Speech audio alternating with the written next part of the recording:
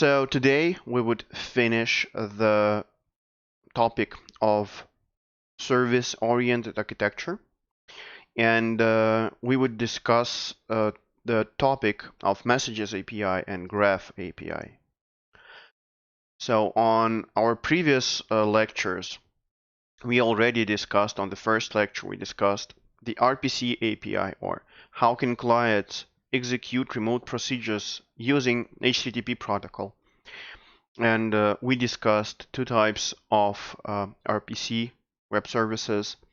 This is JSON RPC and XML-based SOAP web services. On the lecture after this, on our last lecture, we discussed Resources API, or how can client manipulate data provided by a remote system using HTTP protocol without linking itself to remote procedures. So we have some discussions about how can we use, just a second, yep.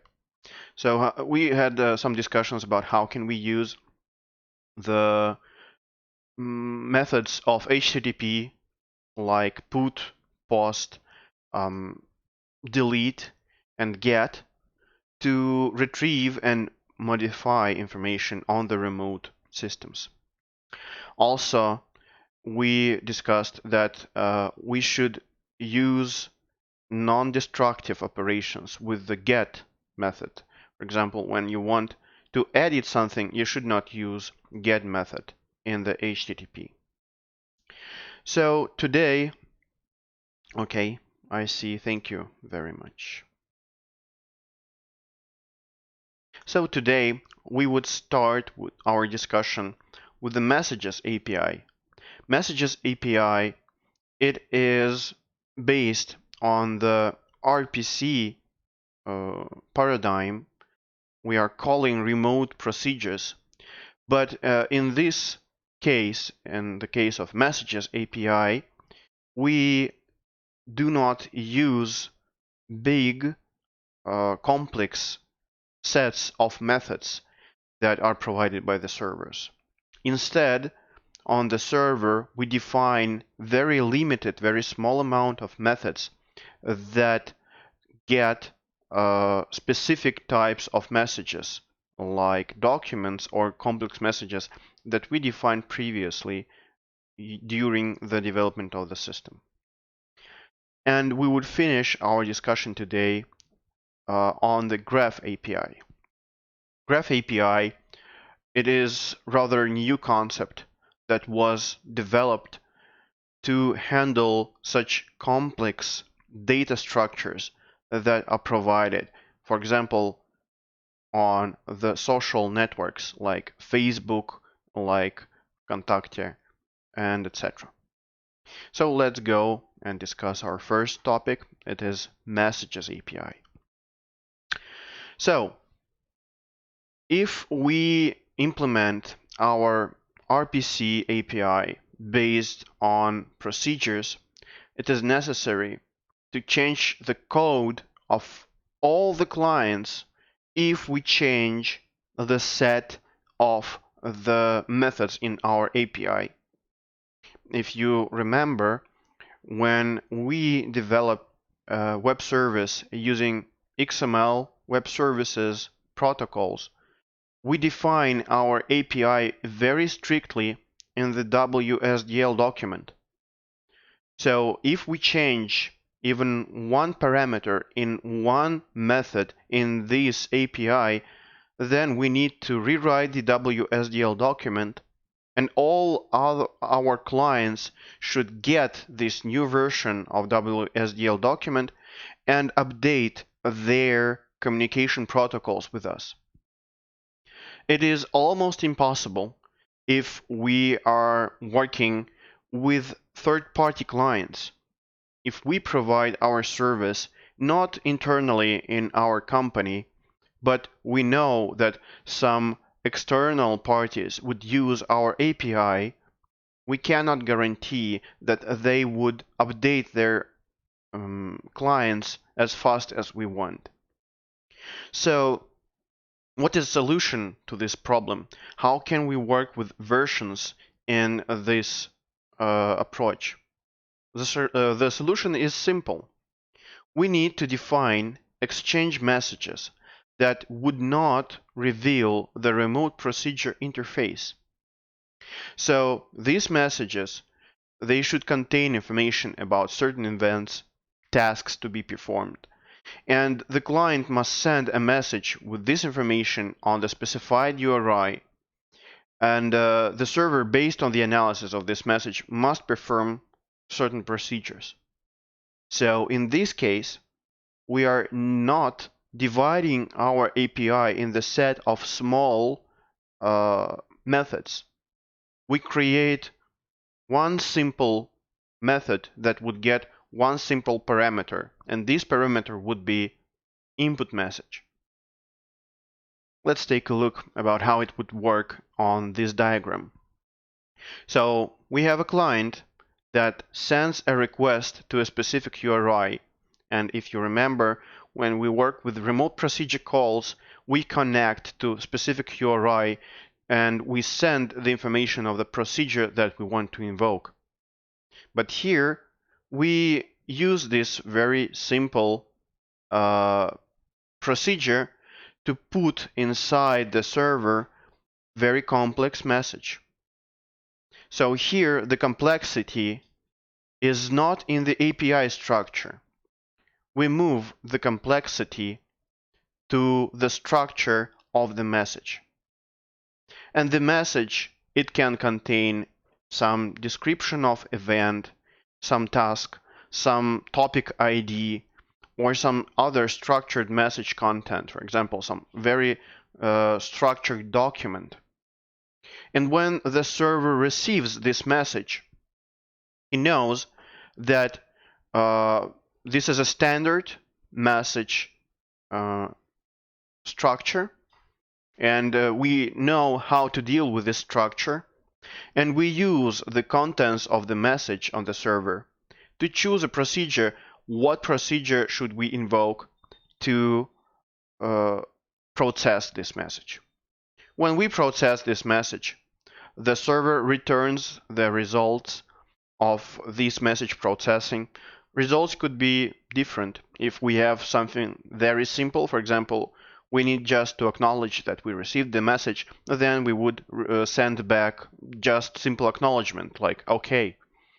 If this message demands us to provide some additional information or some structured response, then we would have some standard or proprietary content sent back to the client. So, as I told you earlier, in fact, this approach is based on the same technology as the RPC API. But the system design method is different. Instead of determining a set of functions that our server would be able to implement, we define the format of the messages that could be exchanged between the client and the server. So these messages, they can be formed on the different bases. We can use XML schemas to define these messages. We can use Google Protocol buffers, as we discussed earlier. It is a standard way to define message exchange. We can use any standard way to define our messages. But in the end, we have a set of standard rules that we can send to the user, to the server, and the server would process these messages. So the difference between the services of message APIs and services for RPC API is the number of arguments in the server's interface. Most often, when using the message API, we would have each method to process only one parameter. So let's take an example here.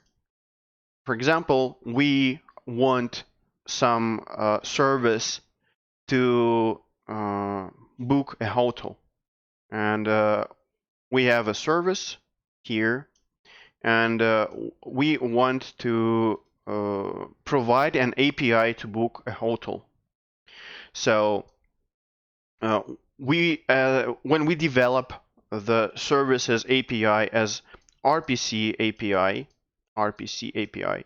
then we would provide here a set of different functions that would allow us to communicate with this server. For example, we would provide method get hotel name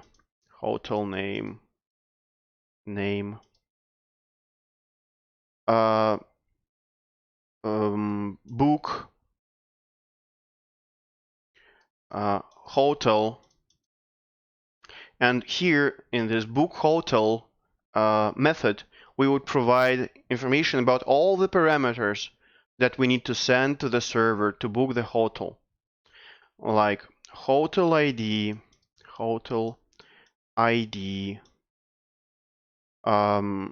start date, end date,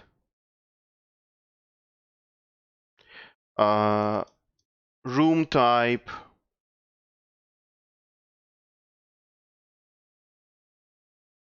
persons, because we don't know how many persons would be in this room, and etc. So we have some method as our RPC method, and we have huge amount of parameters, 1, 2, 3, 4, 5 parameters, and we can send a lot of parameters to book a hotel on this server. This is RPC API approach. If we create our server using the messages API approach, then first we would create a structured document that we would call booking.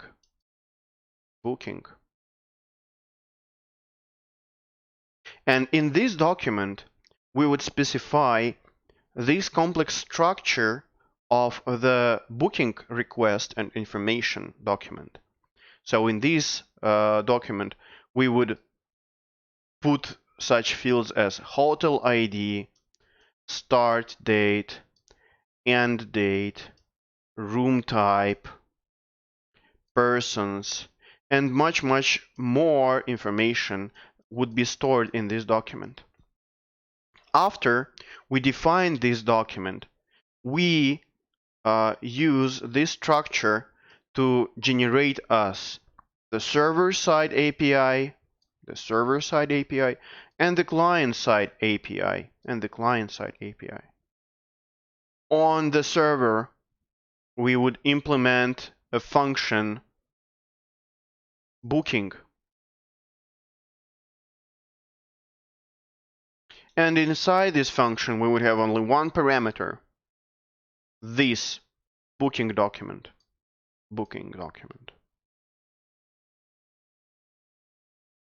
On the client, we would also be able to invoke this function because we would know the structure of the document that we would send.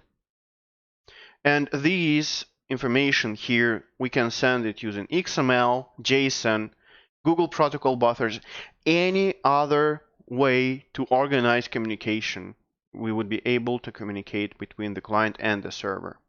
So instead of going with this huge amount of methods, with huge amount of parameters, very small and simple parameters, we would have small amount of methods and small amount of parameters, and all the complexity would be inside this complex document here.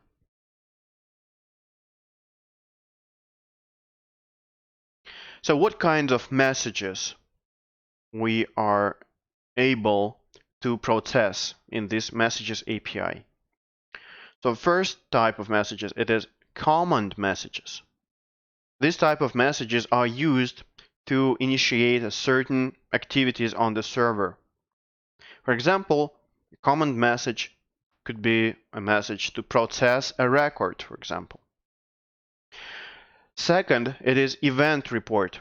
This type of message is used to notify a recipient of the client's event. For example, we ran out of storage space, and the server should be able to process this event, and we do not demand any specific action from the server in this type, but we need to make the server know that the storage space is almost done, so please do something with this. And the server would process it message as he feels it is necessary. For example, we can just ignore this message. Why not?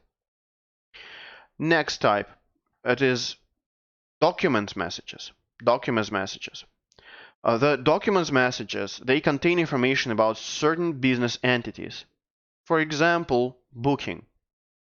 So when the client sends the booking information to the server, then the server should be able to process this message, and the server knows how to deal with this.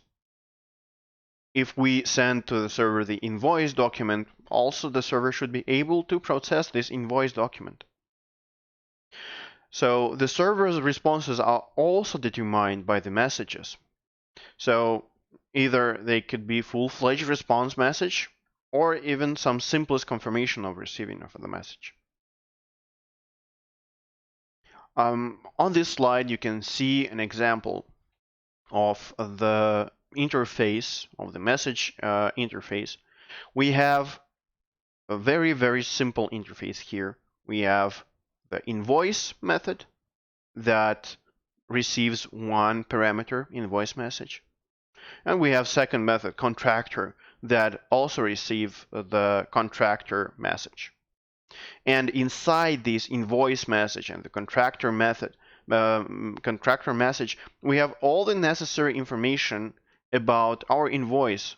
So here we can see that previously we defined our documents about what fields should be in the contract, in the invoice message. So here you can see that inside the invoice, when you send this invoice to the server, you should specify contractor ID, purchase order, start date, end date, hours. So here we can see that this data contract was specified previously, and we can use it to communicate with our server.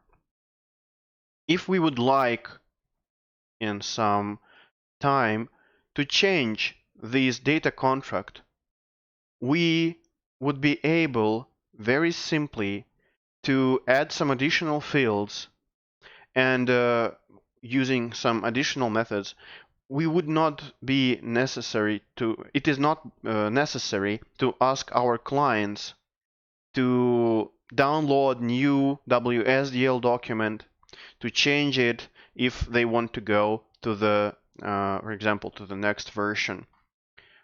In this case, we just change the data contract, and all the clients one by one, when they feel it is necessary, they can update their own interface, and we can deal very easy with our old interfaces and with our new interfaces, with our new messages, because we know how to process old and new contracts as well. So the last type of API that we would discuss today, it is the Graph API. So imagine that you are working with a complex structure of data on your server. For example, when you would like to get information from some type of social network, it can be Facebook, it can be Twitter, it can be any other type of social network, and you like to get the information about the posts of some person, and you want to get information about the likes, about the amount of likes under the post, including usernames of each person who liked this post and their avatars, their pictures. So if we would like to implement this using the REST, then we can create a specific form of the response. For example, when we ask our server, please give me information about the post of specific user, we can send the server a request. Get users 1234 posts. So using this request, we can generate a response here like this. We can tell our server, okay, when the user asks you to get the post, please give them all the information about the posts, like the title, all the information about the likes, like here, and the information about the avatars, so the person would be able to get all this necessary information.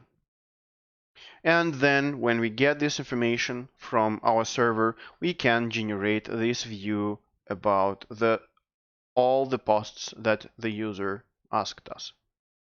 This is the standard way how the REST works. But let's imagine that we decided to develop a mobile application, and it turned out that due to downloading additional data, the application works slower. So now we need to simplify the amount of returned information. We need to compress it. So now we want our application give reduced information about the posts. For example, without the likes, without the users who liked this post, and without their avatars. Just a set of titles to minimize the data transfer. So, how do we implement this using REST? We need to create a specific new endpoint that would return records with likes, and another specific endpoint that would return the endpoints without them. So instead of just get user posts, we need some specific new endpoint, get users 1, 2, 3, 4 posts without likes.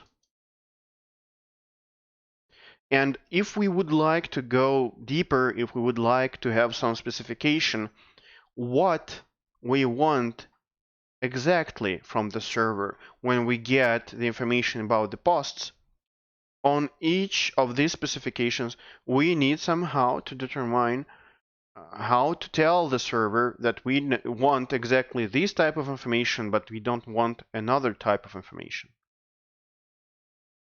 So let's add one more factor. It turns out that the records are stored in the MySQL database and the likes are in Redis database. So what do we do now? So in this case, we have a problem that when implementing the resource API, the client cannot specify in advance which fields of the object it is interested in. The client cannot request several objects from the server at once in one request. In the resource API, when we use REST, only the server defines what information would the user get when it sends the request to the specific endpoint. So when you develop several applications that need different amount of information about the same entities, it is very hard to develop specific endpoints for everyone. So a solution was proposed. It is proposed that we should use API that models the data on the server in terms of nodes and edges, like objects and relationships.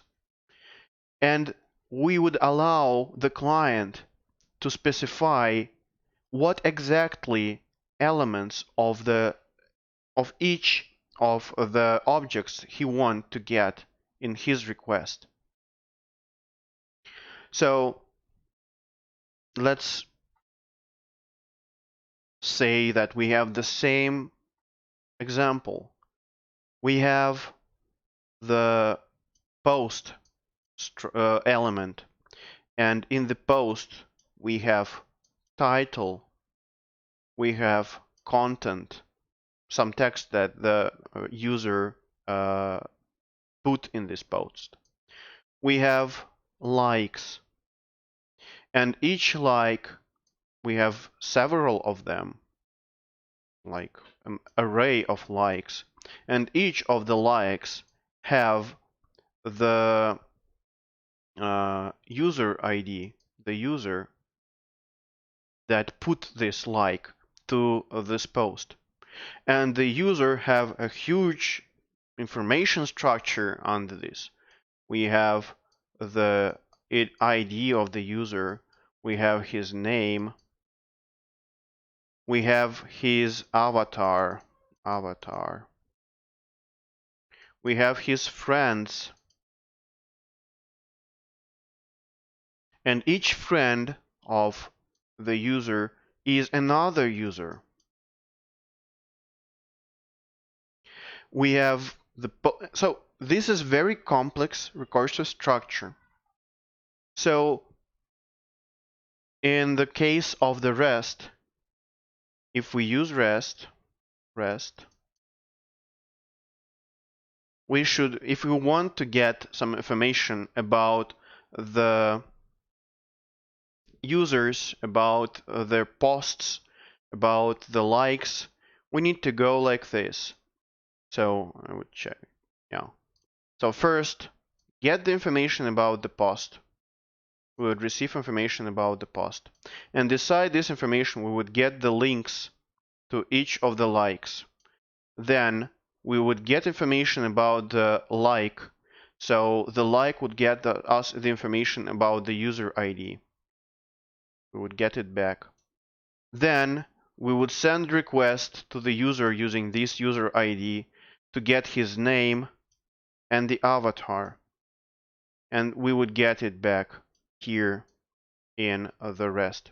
So if we would like to get information about the posts and all the likes, and with the likes we would like to get the name of the user and his avatar, we need to send at least 1, 2, 3 types of requests. This is a huge communication procedure. So if we have the same structure, about the posts, about the title, about the content, about the like, about the user, about their ID, name, about avatar, about friends. And we use Graph API, then we can tell the server endpoint, okay, server, I want you to give me the information about the post together with the information about the title, without the information about the content. I don't want this in this case. I want all the information about the likes, including the name of the user who liked our post and his avatar. Please give me all of this. So you put all this information about the fields that you want in one request. And the server processes your request. It gathers all the information in the JSON file, and the server gives you this information back as one response here. So you have all the information that you wanted only in one request. So this concept is similar how you work with the remote databases using SQL language. Because when you ask the remote database to give you some specific data structure that uses like outer joins and another joins with some other tables, you ask to give you a specific amount of data in one request. You do not ask the remote database, please give me all information about the first table, all the information about the second table, and I would get this new request next when I would get this information. The server processes your requests and you define what you want in this request. So on this slide we see that instead of several independent REST requests like I defined earlier, you do not use these different small requests. You have your specific language to specify the request to the server, and the server knows this language and he knows how to process your requests. So in our schema, in our diagram, you can see that it looks like this. The client sends the request, and inside this request, the message contains structured requests to obtain or modify objects and their specific fields. So the request is being processed by the server to form the response message, and the request is passed to the API gateway URI. The server reads this message, understands what the user wants, what the client wants. It parses the data graph and gets information from each node of this data graph. And when the message is processed, the reply message is formed according to the request that the user sent. So the response message would contain standardized or proprietary content.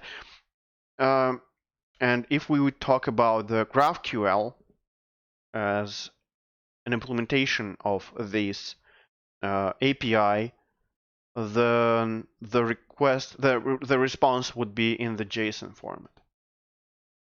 So let's see how this Graph API was implemented in the terms of GraphQL. The GraphQL API and the protocol was developed inside the Facebook in 2012, and it became publicly available in 2015. And if you go to this graphql.org website, you would see huge information about how it is working and where it is implemented. The servers for the GraphQL, they are available in JavaScript, Python, Ruby, Java, C, Scala, Go, Erlang, PHP, Clojure, in any language you think about today. So GraphQL is a standard for declaring data structures and data retrieval methods, which acts as additional layer between client and the server. It works as API gateway. The GraphQL describes how the structure and the amount of required data is determined by the client application, not the presentation of the data on the server as implemented all the rest. So as I told you earlier, GraphQL gives the client the power to specify what exactly he wants, what exactly it wants from the server, instead of the server feeds the client all that it can. In the GraphQL paradigm, client requests resources from the GraphQL server using GraphQL query. GraphQL server analyzes this query, these requests, passes through the graph, and performs a resolver function for each field. So if the field is corresponds to the query, then the GraphQL server would put this field in the response. When all data on the request has been collected, the GraphQL server would return the response. So here you can see that the GraphQL would work as API gateway to all the server-side infrastructure. So the client, instead of calling as in REST each service independently to get data, the client would send the request to the GraphQL server, please collect all the data necessary for me and please give it to me as soon as possible. And the GraphQL server on his way would connect to these independent services and gather all the necessary information and would give the client the result. So when you implement the GraphQL server, you can use any type of protocol as you wish to organize this client GraphQL communication. It can be HTTP, it can be gRPC, it can be anything you want. They do not specify what type of the protocol it is implemented on. If we compare to REST, the REST uses HTTP and HTTP only. In GraphQL, you can use anything you want because all the requests and responses are implemented using the JSON language. So if we would like to take a look how the GraphQL server is implemented, we can go and check one of the existing servers that are implemented using GraphQL. There are several big servers that are implemented the API using the GraphQL language, and one of the servers is, just a second, developer github.com/v4 Explorer. So one of these servers that you can check, it is the GraphQL server on the GitHub. So you remember the GitHub, it is a big website that hosts a lot of source code for open source projects, and you can host your own project as open source project on the GitHub. And when you develop something, you post your source code there so you can manage the source code, manage the development process. So the GitHub provides the API in the form of the Graph API. And if you go to the developer, just a second. Yes, I'm here. If you go to this website, developer.github.com v4 Explorer, you would be able to see that the GitHub allows you to communicate with the API of the GitHub using this GraphQL. So here you see that I log in to the GitHub and I open this GitHub developer web page, and here we see very simple query that we are able to execute. This is the GraphQL query.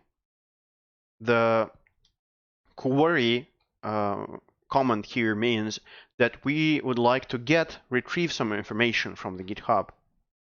Next, this query would provide us the information about the viewer who reads the information from the GitHub and about the login information of the viewer who reads this information. So let's execute this query, great. We have a response here. The response to our query was a JSON object, and we can see that this JSON object data, we have the viewer information, and we asked for the login. Yes, we have this login. This is my personal login for the GitHub, and using this specific language for the requests, we can use the GitHub in our applications as an API. So let's go back to the lecture and let's see what type of requests, more interesting requests, we can work with when we use the GitHub GraphQL API. So here you can see the example of the more structured, more complex query here. And in this query, we would like to get information about some kind of repository. And not any repository, but a specific repository. The repository owner should be GraphQL, and the name of the repository should be GraphQL.js. And when you get this repository, we don't need all the information about this repository. We need only information about the ID of this repository, the name of this repository, and the description. So when we submit this request, and because this repository is publicly available, the GitHub would process this request, it would find us this repository, and it would provide us the information that we asked. So here we see this response that we get from the GitHub. Data of our response have the information about the repository, and inside this information we see all the fields that we requested. ID, this is unique ID of the repository, name, this is GraphQL.js, and the description, a reference implementation of GraphQL for JavaScript. So we formed our request, we used this interface to push this request, not push, but post this request, because the requests of the GraphQL are sent to the server using the post method of the HTTP. And the server provides us the response in the JSON format. So we form this text, we post this data to the server, and the query is formed in the JSON format, and the response structure is fully determined by the request. All the fields that we asked, the server returned to us. Let's take a look about more complex requests here, because we can ask this server some more interesting things. For example, you know that when you work with a remote repository, you can enable the issues feature, and some users on the GitHub can create issue and can provide the solution to the issue in the repository. So here, let's form a request and let's ask our server to provide us information about last 20 issues on it. How do we do this? So we form the query, we provide information that we want, this information from the repository GraphQL.js, and that we want issues from this repository.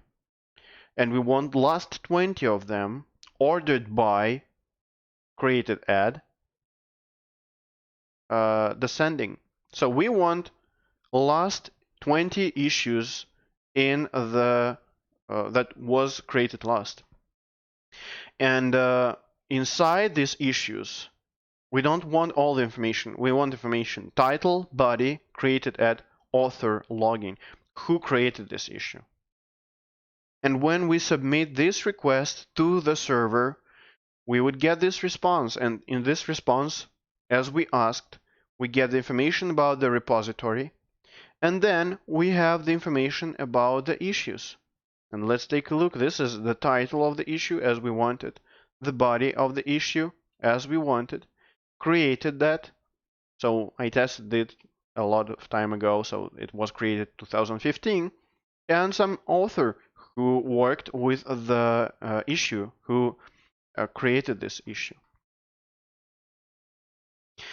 So now you may be interested. Okay, that's very, very interesting. So the client can send some requests to the server, and the client can ask the server to provide specific information on specific objects and fields.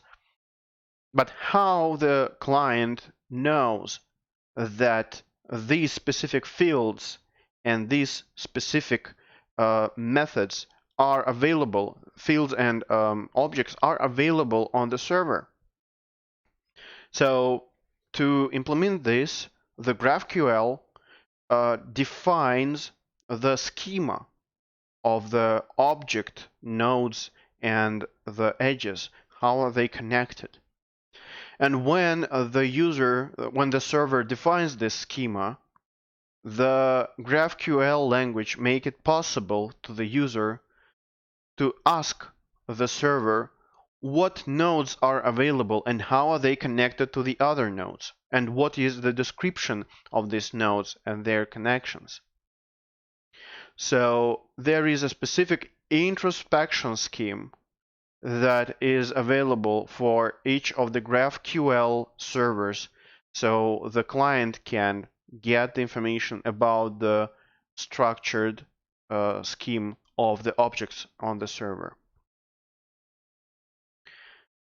Also, GraphQL allows us not only to get the information, GraphQL also allows us to update the information. So we are able to create new instances of objects, to create new relations. So this procedure called mutation in the GraphQL. Unlike REST, when the update is performed by the put or the post, the GraphQL mutation is an explicit operation defined by the API. If the client needs to correct the data, you need to know which mutations are supported on the server. So first, let's get this introspection request to the server to understand what can we mutate, and afterwards let's create our mutation request to the server. So let's find out what can we change by asking the GitHub for a list of possible mutations.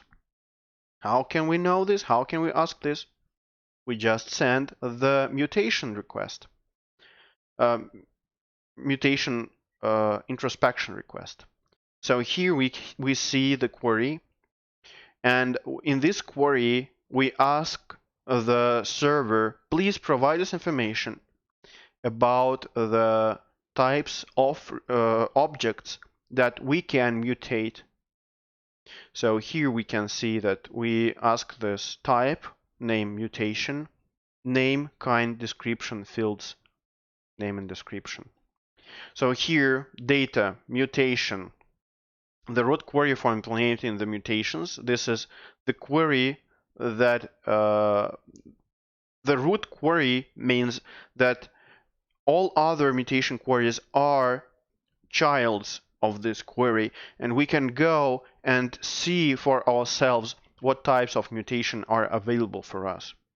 And next, we can see here that the response provides us with a list of possible elements that we can change using this API. For example, we can change accepted topic suggestion.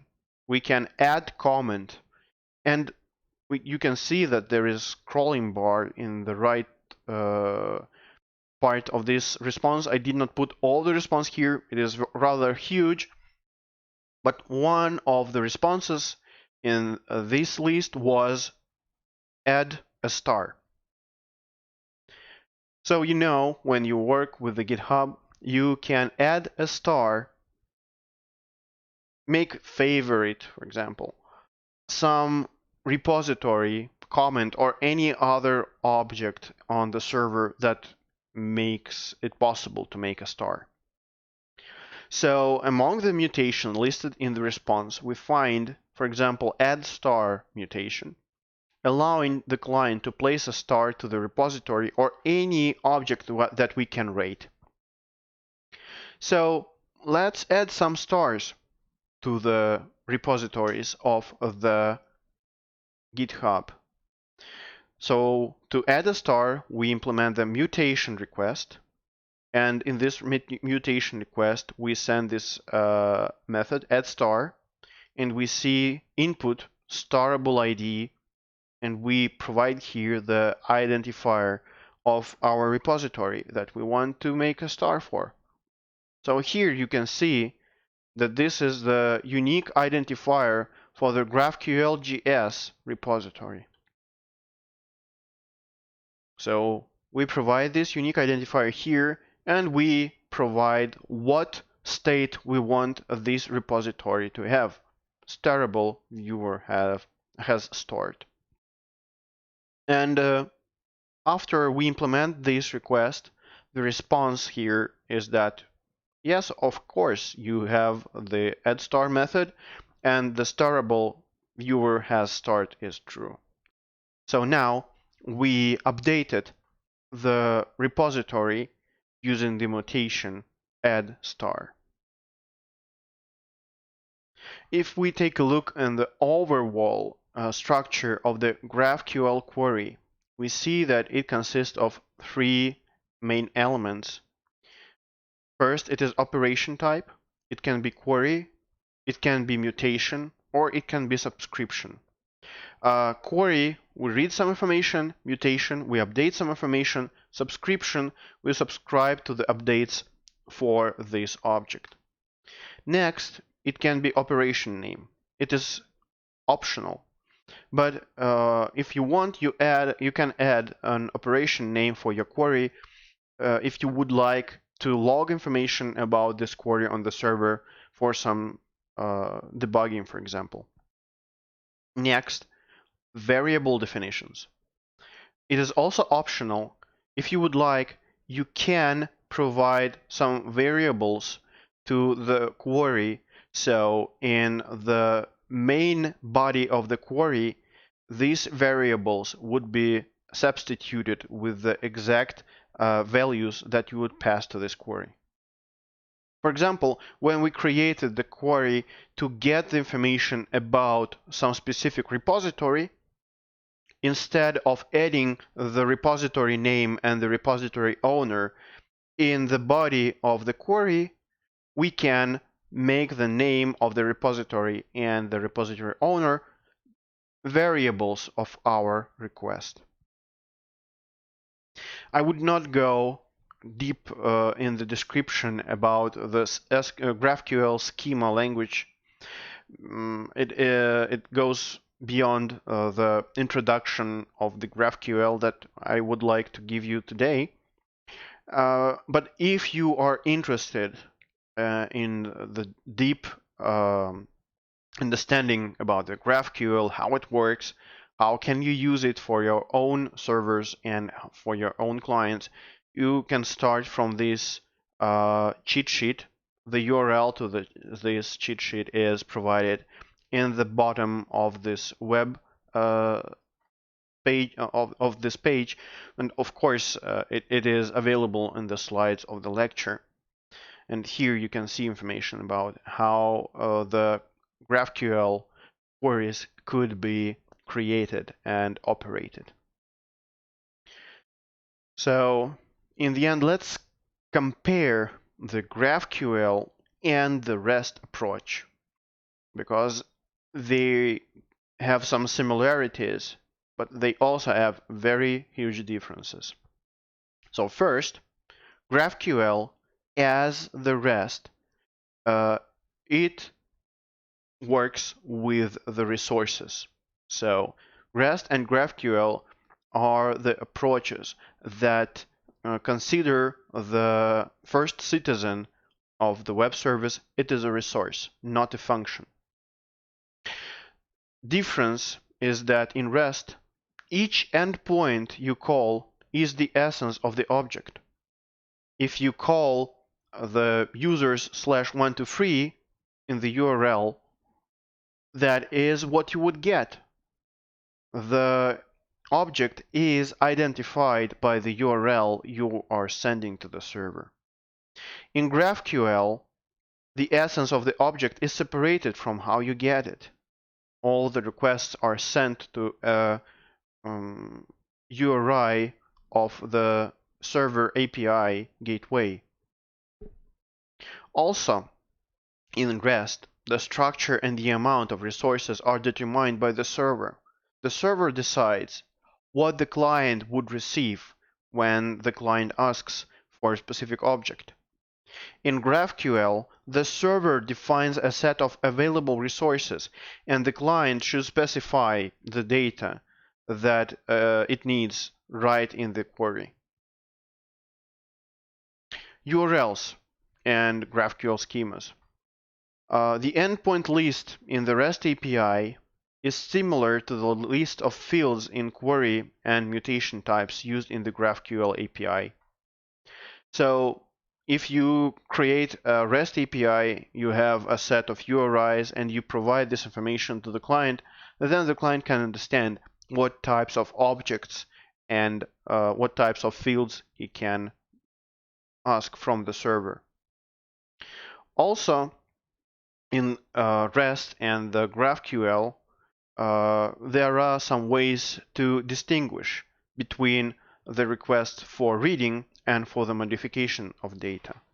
In REST, we use different HTTP methods like GET, PUT, or POST, and in the GraphQL, you use different keywords in the request like query or mutation.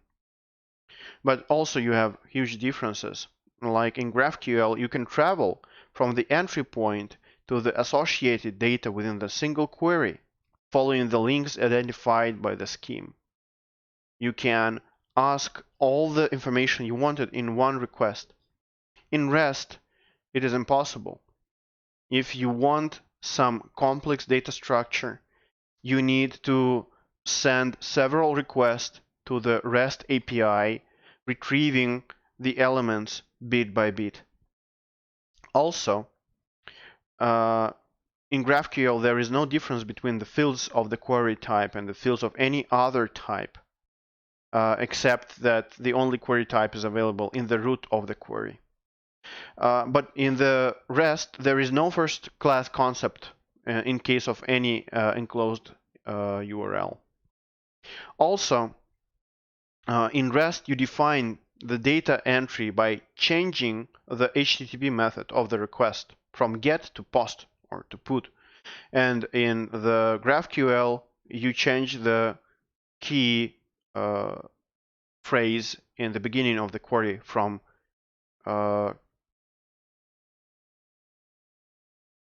query to mutation.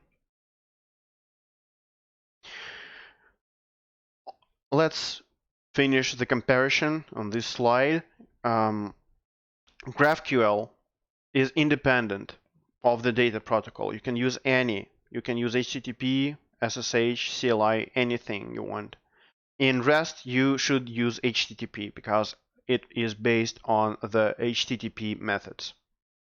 In GraphQL, you have one single entry point where you send all your requests. In the REST API, each route is a specific entry point to the data. And in GraphQL, GraphQL returns only JSON. REST, it is more flexible. In REST, you can return XML, you can return proprietary information in the proprietary data format, anything you want. So who is using GraphQL? If you're interested about the list of open web services that are implemented using GraphQL, you can go to this website, graphql.org, and take a look at the users.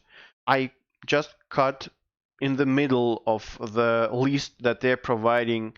There are hundreds of, I think, maybe not hundreds, but dozens of servers in the web that uses GraphQL, and you can see very, very popular websites here like PayPal, Rakuten, ResearchGate, Lyft, Pinterest, KLM. They all implemented this way or another the GraphQL interface for their services. So what libraries you can use to develop the GraphQL server? You can use libraries for C# on .NET. You can use libraries for Go. You can use libraries for Java, and many others. If you would like to see some code examples and tutorials for the GraphQL, please go to the graphql.org/code, and you can use these tutorials from there. So we finished our discussion about the web services. We discussed the RPC API, how our clients can invoke external procedures in the way of the web services.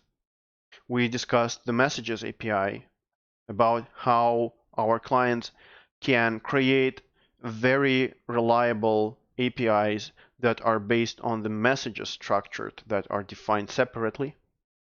We discussed that the RPC, it is not the only way to communicate between the client and the server, and the Resources API place the resource as the first citizen of communication.